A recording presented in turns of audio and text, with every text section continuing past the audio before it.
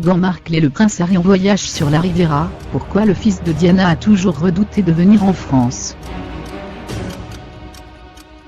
Le prince Harry et Meghan Markle ont passé le nouvel an sur la Côte d'Azur. Le petit-fils de la reine garde le traumatisme de la mort de sa mère, la princesse Diana, décédée à Paris le 31 août 1997, dans un accident de voiture.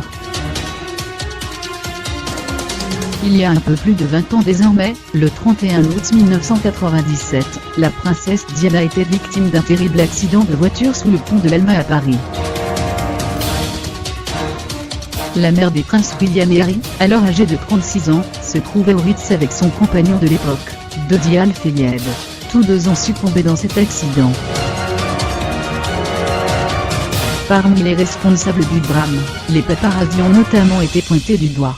La voiture qui transportait Lady Di tentait d'esquiver les photographes à moto dans une course folle, qui a trouvé un fin tragique en percutant un pylône du tunnel.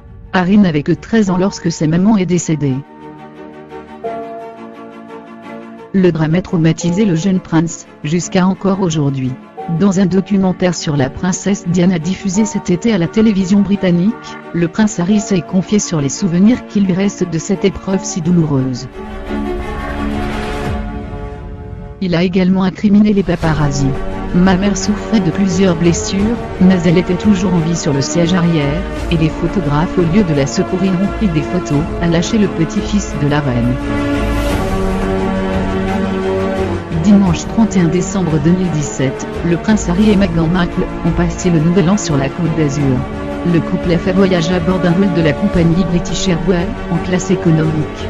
Et si la perspective de passer les fêtes de fin d'année avec sa fiancée, et quelques amis plaisait sans nul doute au frère du prince William, le traumatisme lié à la mort de sa mère le guette de près. Les tourtereaux sont suivis par 3 gardes du corps, et ont bénéficié du service d'élite de la protection pour assurer leur sécurité sur le territoire français NDH, un service dont bénéficient les dignitaires étrangers. Une protection non négociable, a expliqué le palais de Kensington selon le Daily Mail. Après ce qu'il s'est passé avec sa mère sur le territoire, et les problèmes liés au terrorisme, la protection est une priorité pour un voyage privé comme celui-ci, précise-t-on.